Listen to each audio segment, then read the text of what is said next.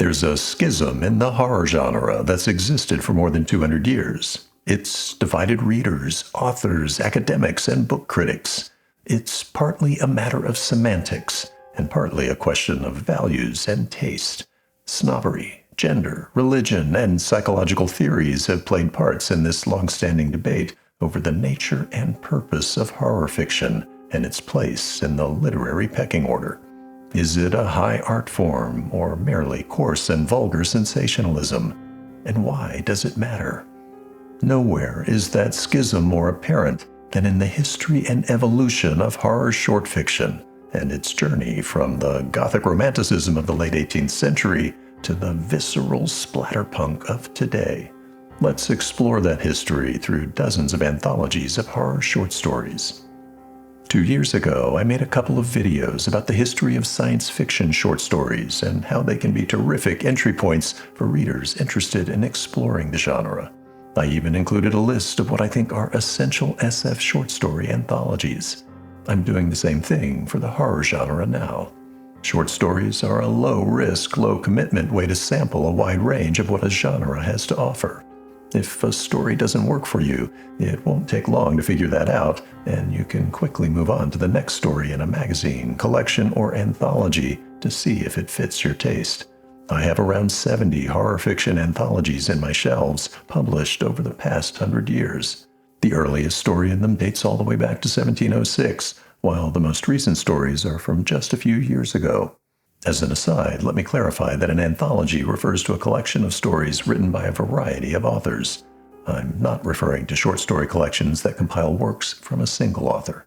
I have plenty of those as well.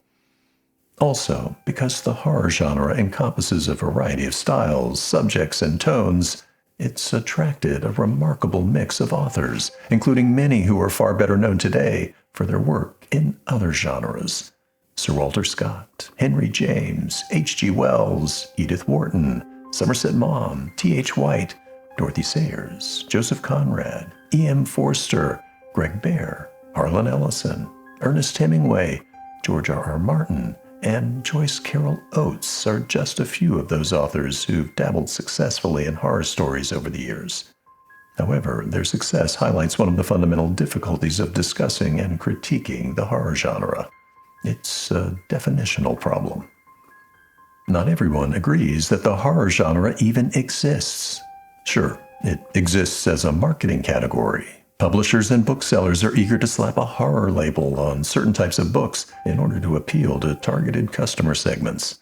But many truly horrifying stories are marketed as literary fiction, science fiction, dark fantasy, urban fantasy, crime fiction, or thrillers, depending in part on who the author is. This isn't a new phenomenon or debate. Two of the earliest horror anthologists in the 1920s and 30s were mystery writers Dashiell Hammett and Dorothy L. Sayers, who recognized that horror crossed genre boundaries. They noted that horror stories are uniquely defined by the emotional response they induce in readers, rather than by the subject matter or target audience of their stories. Thus, horror can be found in any genre. That distinction about emotional response has been echoed by many other authors, critics, anthologists, and genre historians since then. Stephen King has even linked horror fiction with humor, describing horror as the Siamese twin of humor, because both defy genre boundaries by their reliance on the feelings of discomfort they cause. And that's just the start of the definitional problems that have plagued horror fiction for centuries. There's a long-standing debate over whether horror is the right word to describe the works that are categorized as such. It's as much a semantic debate as it is an aesthetic one and a technical one. Classic horror movie actor and voice of the Grinch, Boris Karloff, was one of the first to object to the term horror as a broad category label for spooky and unsettling fiction.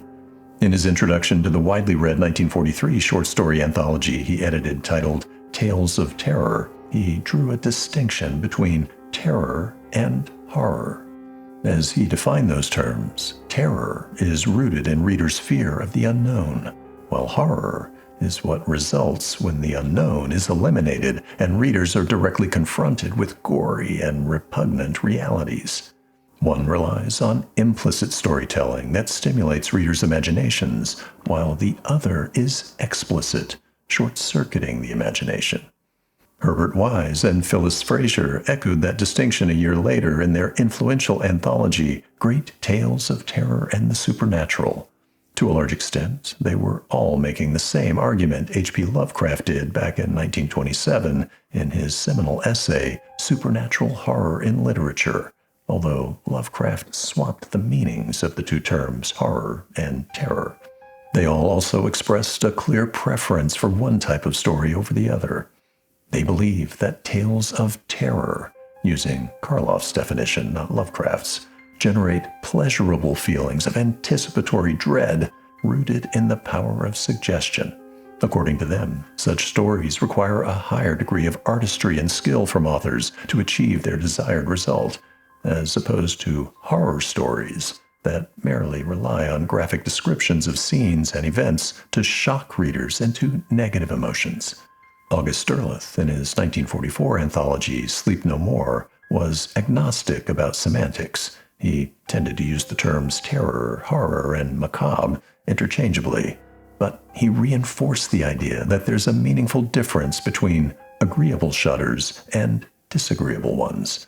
A half-century later, similar opinions were still being expressed by anthologists such as Marvin Kaye and literary critics such as Walter Kendrick, who expressed a preference for traditional terror tales by deriding modern horror as stultifying in its elevation of sensation over substance.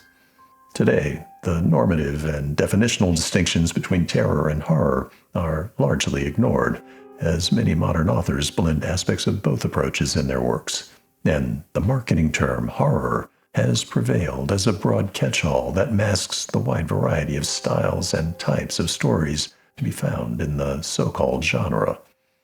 Horror fiction historian Leonard Woolf offered a useful way of organizing and thinking about different types of horror stories in his 1979 anthology, Woolf's Complete Book of Terror. His framework isn't perfect, but its simplicity is appealing and manages to capture key aspects of the long-standing debates over matters of taste and purpose within the genre. He classifies horror fiction along three dimensions. The first is whether the terror in a story originates from without or within the main characters. In other words, do confrontations with external threats or phenomena generate the shudders desired by the author? Or do characters face terrors of their own imagining, or cope with psychological breakdown, or listen to unsettled voices of alarm inside their heads, giving readers a different and perhaps more vicarious thrill? The second dimension is whether the terror is triggered by a natural source or a supernatural one. Early horror stories focused heavily on ghosts, goblins, banshees, witches, and other supernatural beings. But over time, many authors realized that human beings, scientific advances, and nature, read in tooth and claw, could be just as monstrous or terrifying, if not more so. And the third dimension Woolf identified differentiates dry stories from wet ones. Similar to the distinction between terror and horror I discussed a moment ago, a dry story relies on implied actions and descriptions and lets the reader's imagination fill in the blanks through the power of suggestion and situational uncertainty. In contrast, wet stories are explicit and full of tangible, visceral details such as gouts of blood, graphic disfigurement, and Lovecraftian primordial ooze. You could analogize it to the difference between the sedately creepy Universal Studios horror movies of the 1930s and the vividly lurid Hammer flicks of the 1950s and 60s. Each of the dimensions defined by Woolf exists on a continuum, and many authors, particularly in recent decades, incorporate elements in their stories from opposite ends of the same continuum. Perhaps the foremost practitioner of that approach is Stephen King, and it might have contributed to his rapid rise in the 1970s and his enduring popularity since then. In a great many of his stories, including his most successful ones, King tends to hover around the midpoint on Woolf's three dimensions, combining elements from each end of those spectrums. His books typically include multiple threats, internal and external, natural and supernatural, and he blends dry scenes of spine-tingling dread with wet scenes of horrifying brutality. As a result, his works tend to appeal to a wide range of horror readers with very different tastes. Woolf's classification framework is also a useful lens to examine the evolution of horror fiction. You might be surprised at how cyclical the genre has been over much of its history.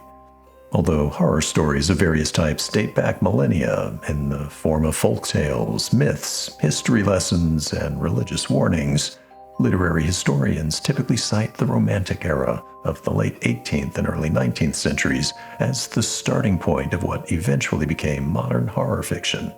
Gothic stories of hauntings, madness, lonely mansions, closely held secrets, sexual repression, macabre violence, and shocking deaths were transgressive for that time period, although by today's standards, many would be considered pretty tame. Their sensationalism at the time attracted attention and fueled reader demand for more. External, supernatural threats were prevalent in Gothic horror fiction before the mid-1800s, and the stories often were more wet than dry in their narrative style. Many of those stories haven't survived to this day.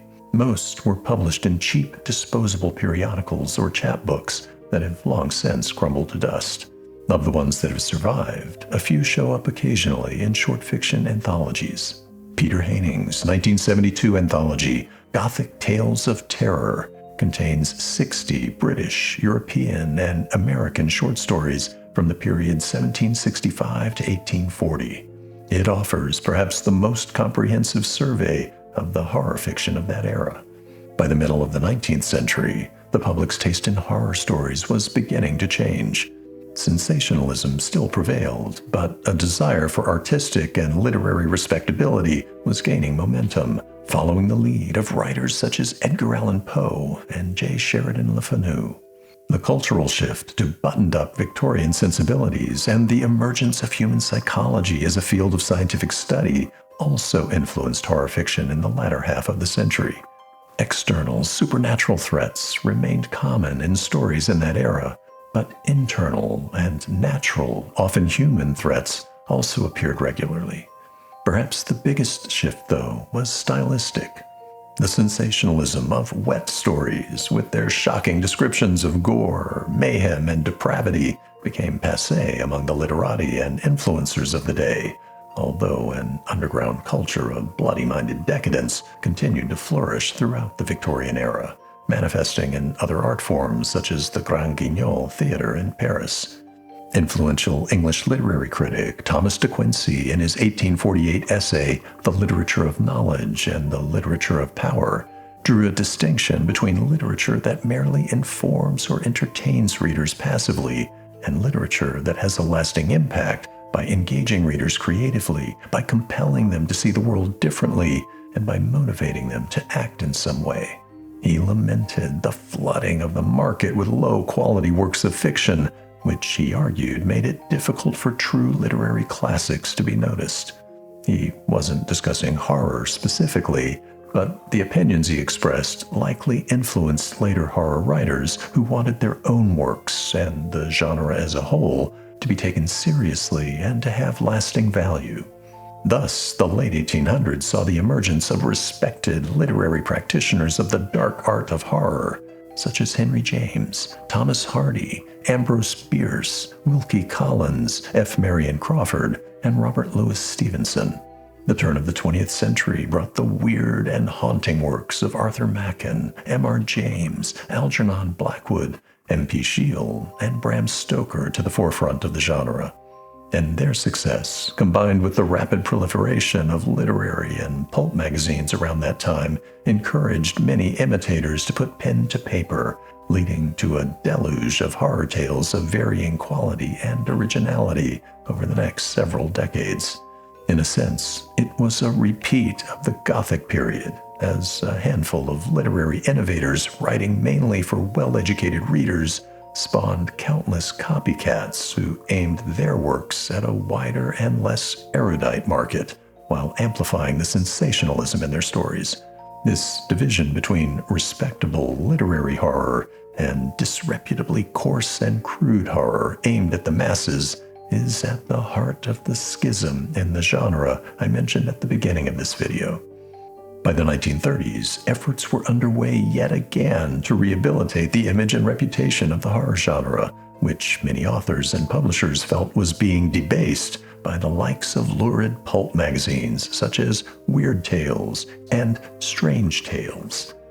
Romance author T. Everett Haré was one of the first to attempt to bring horror stories back into the respectable mainstream in the 1929 anthology he edited, titled Beware After Dark, the world's most stupendous tales of mystery, horror, thrills, and terror. His approach was relatively agnostic with respect to the dry versus wet debate. He included both types of stories in an effort to elevate the public's perception of the genre as a whole, and provided for many mainstream readers their first encounter with H.P. Lovecraft and the Cthulhu mythos. Haré's wasn't the first horror anthology. There were a few small publications in the US earlier that decade that had attracted little notice, and British horror author Christine Campbell Thompson edited several anthologies for the UK market, beginning with 1925's Not at Night, and continuing with 7 more over the next decade. Also in the US, Herbert Asbury edited a 1928 anthology with the same title as Thompson's Not at Night, but with different contents. Their approaches differed from Haré's 1929 anthology in that they focused almost exclusively on authors and works from the pages of Weird Tales and other pulp magazines, and their anthologies were marketed primarily to readers of the pulps. Other anthologists took the opposite approach, curating selections of literary horror and packaging them to appeal to mainstream readers. Popular mystery writers Dorothy L. Sayers and Dashiell Hammett were 2 of the earliest and most prominent who sought to elevate and legitimize the literary standing of the horror genre through short story anthologies. Sayers did so with a series of thick, crime-themed anthologies, beginning with 1929's The Omnibus of Crime, in which half of its nearly 1,200 pages is devoted to tales of horror, including both supernatural and human varieties. She followed that up with 2 more lengthy volumes, the second and third omnibuses of crime in 1932 and 1935, respectively, that had the same format and structure as the first omnibus.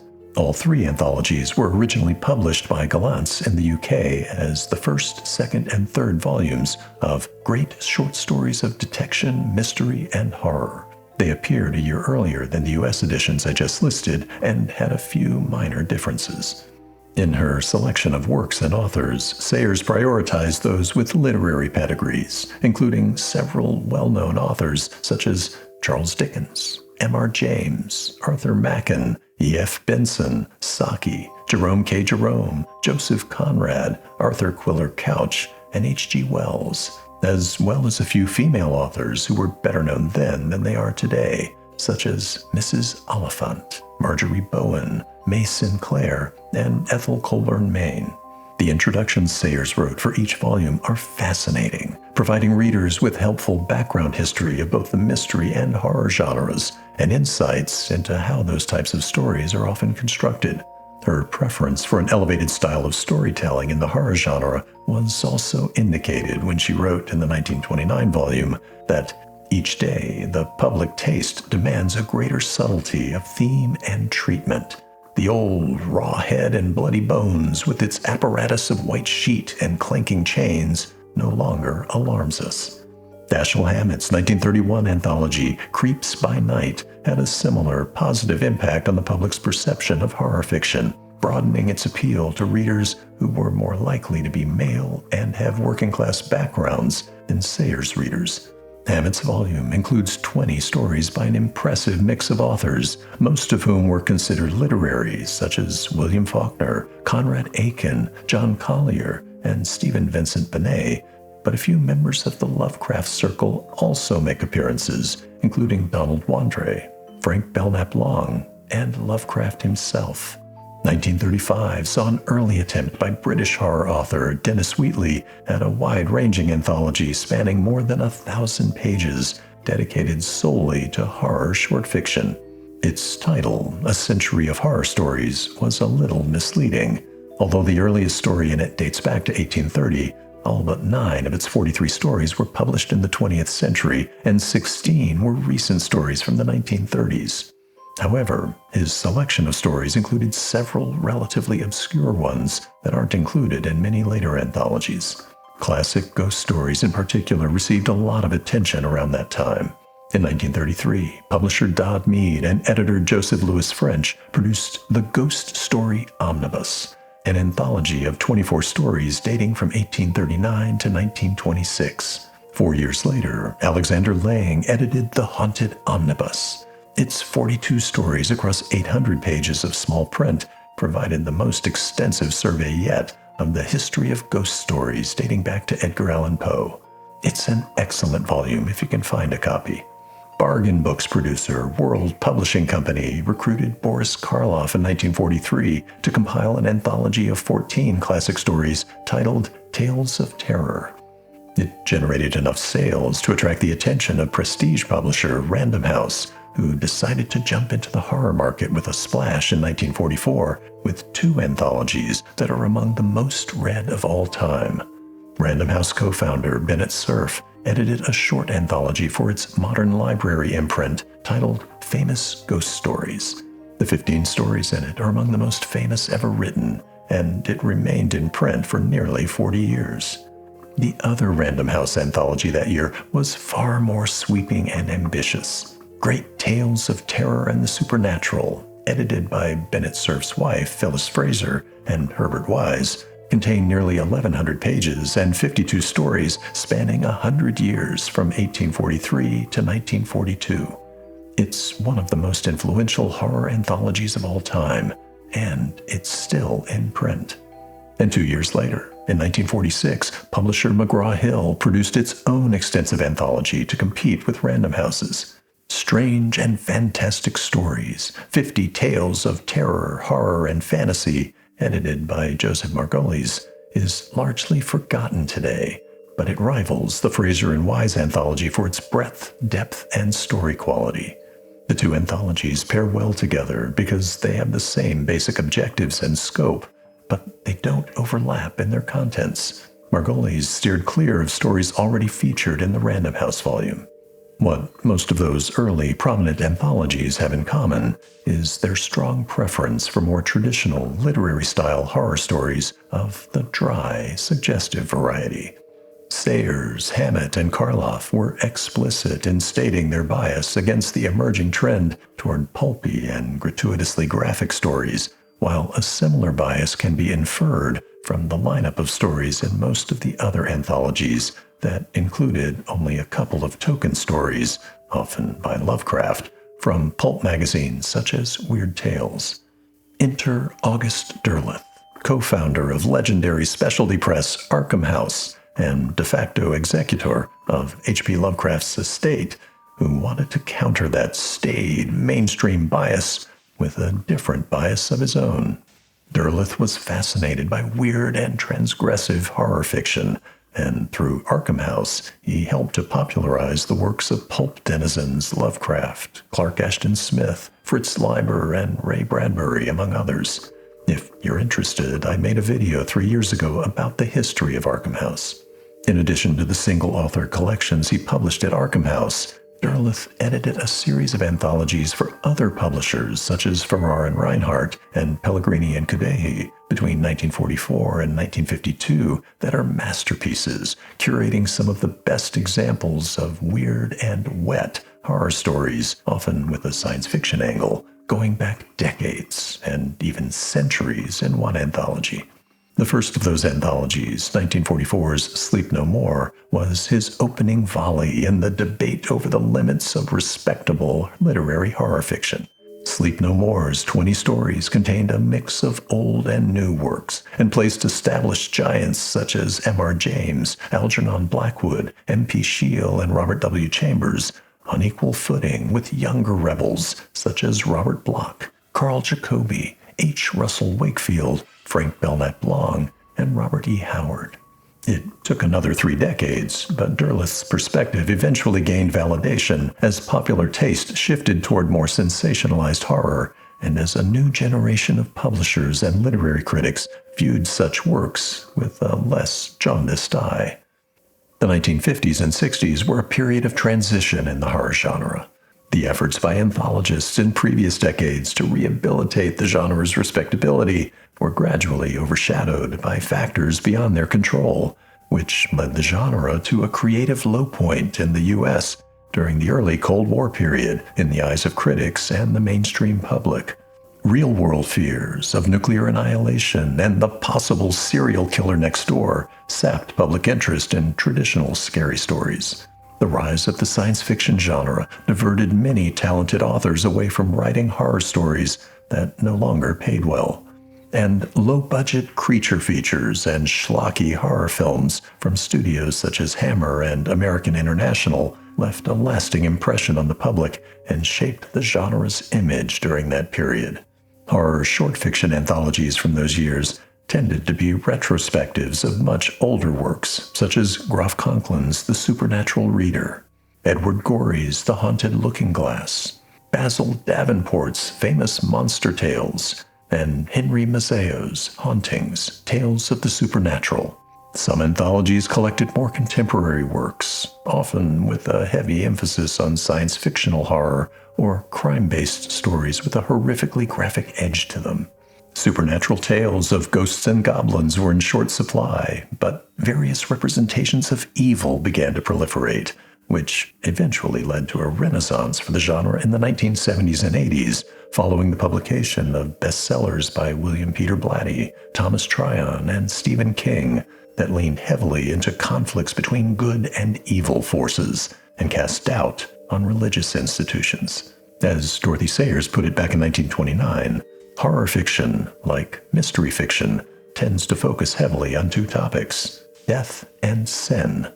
More than 50 years later, literary historians Michael Cox and R.A. Gilbert noted that historically, the rise of horror story popularity among authors and readers has paralleled the rise in religious doubt in society, freeing authors to confront traditional, often religious, taboos against death and sex. That echoed comments by author Ramsey Campbell in 1980, lauding the genre's rapid abandonment of those taboos in the 1960s, a step forward for horror that he believed increased its popularity and creativity. In fact, the broad topics covered by horror stories haven't changed that much over the past 200 years. Death, sin, and religious doubt remain the prevalent themes to this day. However, their explicitness has changed enormously. 100 years ago, most horror stories dealt with those subjects vaguely, obliquely, or through implication and the creative use of metaphor. By the 1980s, though, many horror writers had discarded much of the subtlety and implied wrongness found in earlier stories and replaced them with narratives that spotlighted their taboo subjects, often using techniques of psychological horror in which the reader sees events through a first-person POV character perspective, amplifying the sense of wrongness. Those kinds of stories have grown even more explicit and more prevalent in the 4 decades since then. Incest, rape, pedophilia, abuse, disfigurement, self-harm, cannibalism, infanticide, bestiality, and extreme violence were present in older horror stories of the 19th and early 20th centuries, but typically off-camera or hidden between the lines of a story, or, in the case of the early pulp stories and chapbooks, presented with only brief descriptions that were relatively tame by today's standards. In contrast, a perusal of some of the best-of horror anthologies of the past few decades makes it very apparent that the old rules no longer apply. Those once taboo topics are front and center in today's horror genre. As a result, the schism between stories of dry suspense and wet revulsion has continued to widen, despite the efforts of some authors, such as King, to bridge the gap. My personal preference leans toward the dry side. I prefer feelings of creeping dread over the shock and disgust of splatterpunk and body horror, although there are works that combine the different approaches effectively that I've quite enjoyed. Everett Hooray summarized my feelings well in 1929 when he wrote, "Pleasure is sharpest when whetted by peril, and delight made most keen by dread." The 1980s and 90s saw an explosion of horror anthologies accompanying the genre's rapid rise in popularity. Dozens of anthologies were produced, and many of them are excellent, showcasing a wide variety of horror stories, new and old. Some had broad, historical perspectives, covering some of the same ground as earlier anthologies from the 1930s and 40s, while adding new material for more recent decades. Some featured all new or recent stories from many of the genre's most popular and respected authors. Some focused on specific themes or topics, ranging from mad scientists to monsters to movies to cowboys to urban horrors and to extremely short horror stories. And several series of annual anthologies were started containing the best horror stories of the year, as selected by editors such as Carl Edward Wagner, Stephen Jones, and Ellen Datlow. Those types of anthologies have continued into the 21st century. Ellen Datlow has been particularly prolific, editing numerous themed anthologies, and she and Stephen Jones each have produced volumes containing their choices for the best of their earlier annual anthologies. Keep in mind, though, that the aesthetics of the most recent stories tend to be considerably harsher and more disturbing than stories written just a few decades ago in the 1980s and 90s.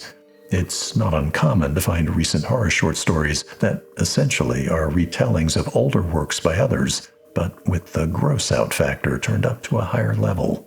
It's almost as if many modern authors have run out of original ways to scare readers and are now engaged in an attention-seeking contest to outdo one another in their violation of traditional taboos. And another trend that has accelerated this century is the blending of horror fiction with other genres. As I mentioned at the start of this video, horror fiction has never been constrained by genre boundaries, and in recent years, science fiction, dark fantasy, romance, crime thrillers, literary fiction, and historical fiction have all seen upticks in horror elements in their stories, rendering less meaningful the bookseller category of horror fiction. Of course, genre hybridization is happening across most types of fiction. Pretty soon, we'll be sorting books by their various combinations of metadata tags instead of by broad genre labels. One final topic I want to mention is the historical roles women have played in the creation and success of the horror genre. Throughout much of the genre's 260-year history, the most critically acclaimed horror writers have almost all been men. A few female authors tend to be noted for specific individual works, such as Anne Radcliffe and Mary Shelley in the Gothic era, Mary Wilkins Freeman and Charlotte Perkins Gilman in the late 19th century, and Shirley Jackson, Alice Sheldon, and Angela Carter in the mid-20th century. But how often are they listed alongside Poe, Bierce, Blackwood, Machen, James, Lovecraft, Bradbury, Bloch, Campbell, Matheson, Barker, and King in the pantheon of horror's literary greats? Not as often as they deserve. One of the great ironies of the genre is that for much of its history, horror stories have been written primarily by women for women. According to genre historian and anthologist David Hartwell, most of the horror fiction published in the 19th and early 20th centuries was written by women. Unfortunately, their works tended to be published in less durable formats, such as chapbooks and magazines, and most were excluded from mainstream publishing houses due to the prevailing stigma in the industry against women authors, and also against works targeted at women readers, who were often stereotyped as unserious readers. Adding insult to injury, women horror authors were largely ignored by literary critics, because they weren't published by the prestige presses, thereby denying them opportunities to build wider reputations. As a result, most of the women authors of that time never received much recognition or acclaim, and most of their works have remained mired in obscurity, if they've survived at all. Compounding the irony, as Hartwell also notes, women have consistently been the largest market for horror fiction, broadly defined. There's some gender variation in the readership of different types of horror fiction, but on the whole, more women read horror than men, and that was true 200 years ago. It was true 100 years ago, and it's true today. However, you'd be unlikely to guess that from the contents of most of the horror anthologies published in the past century. Stories written by women tend to be few and far between in them. Now, I'm not trying to diminish the value of the many stories by men found in those anthologies. I'm merely pointing out the unfortunate fact that women horror writers haven't had the same opportunities for their works to be preserved and celebrated. I'm very happy to say that the situation has changed substantially over the past 30 years or so. Horror stories by women are well represented in 21st century anthologies, including the annual Best of anthologies.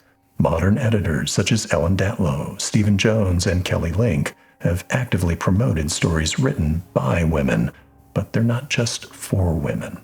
They're for anyone who enjoys well-crafted tales. It's a welcome change from most of the genre's history. There have been many great horror anthologies published over the years. Coming soon, I'll provide a list of the ones I think are essential reads, ones that present a broad overview of the best the horror genre has to offer across a variety of styles, dry and wet, and that illustrate the evolution in storytelling that has taken place over the past couple of centuries. It'll be for readers who might not be very familiar with the genre and would like to sample its range and history. I hope you'll find it interesting and useful. Thanks for watching.